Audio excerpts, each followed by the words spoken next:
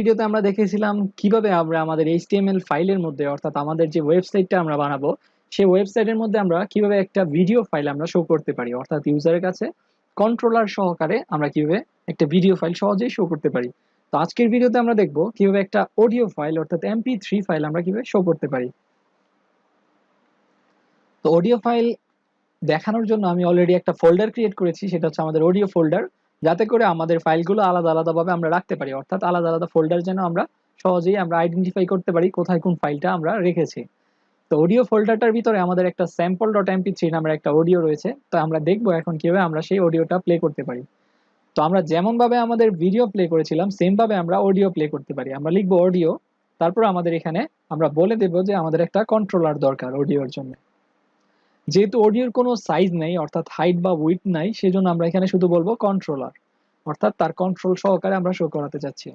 এবং এই অডিও ট্যাগের ভিতর আমরা চাইলে কয়েকটা অডিও প্লে করাতে পারি, অর্থাৎ আমরা বিভিন্ন ভিন্ন সোর্স দিয়ে আমরা 2-3টা অডিও একসাথে প্লে করাতে পারি একটার পর একটা।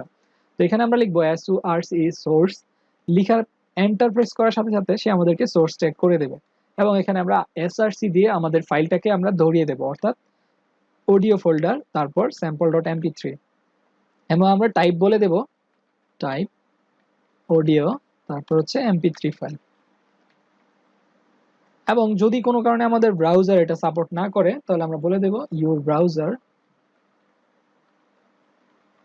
Doesn't support this file. তাহলে আমরা বলে দিব যে তোমার ব্রাউজারটা আসলে এটা সাপোর্ট করে না। আমরা কন্ট্রোল S প্রেস করি এবং আমাদের লাইভ সার্ভারে যদি আমাদের ওয়েবসাইটটা দেখি তাহলে আমরা দেখব যে এখানে আমাদের একটা অডিও ভিউয়ার বা অডিও বক্স চলে এসেছে। আমরা এখানে সাউন্ড কন্ট্রোলার সহকারে অডিওটা প্লে করতে পারি। আমরা যদি এখানে যদি আমি প্লে করি তাহলে আমাদের অডিওটা এখানে চালু হয়ে যাবে। তো এইভাবে সহজে আমরা একটা অডিও আমাদের ওয়েবসাইটের মধ্যে শো করাতে পারি এবং কন্ট্রোলার সহকারে জাস্ট আমরা যদি লিখে দিই কন্ট্রোলস তাহলে কিন্তু HTML সেই কন্ট্রোলার সহকারে আমাদের অডিও ফাইলটা শো করবে। তো আমরা যদি চাই আমাদের ওয়েবসাইটে এভাবে অডিও বা ভিডিও ফাইল শো করাতে, তো আমরা সেম সিস্টেমে অডিও বা ভিডিও ফাইল শো করাতে পারি। আমরা যদি কোনো কারণে চাই যে আমাদের ওয়েবসাইটের মধ্যে ইউটিউবের ভিডিও শো করাতে, সেই ক্ষেত্রে আমাদেরকে একটা আইডিয়া আমরা কাজে লাগাতে পারি, সেটা হচ্ছে আইফ্রেম ইউজ করতে পারি। অর্থাৎ আইফ্রেম ইউজ করে ইউটিউব ভিডিওর ইউআরএলটা আমরা দিয়ে দিতে পারি, তাহলে আমরা সহজেই ইউটিউবের কোনো একটা ভিডিও আমাদের ওয়েবসাইটে আমরা সহজেই শো করাতে পারবো। তো আজকের এই ভিডিওতে আমরা দেখেছি কিভাবে আমরা আমাদের ওয়েবসাইট বা HTML ফাইলের মধ্যে অডিও ফাইল ইউজারের জন্য শো করব। Thank you.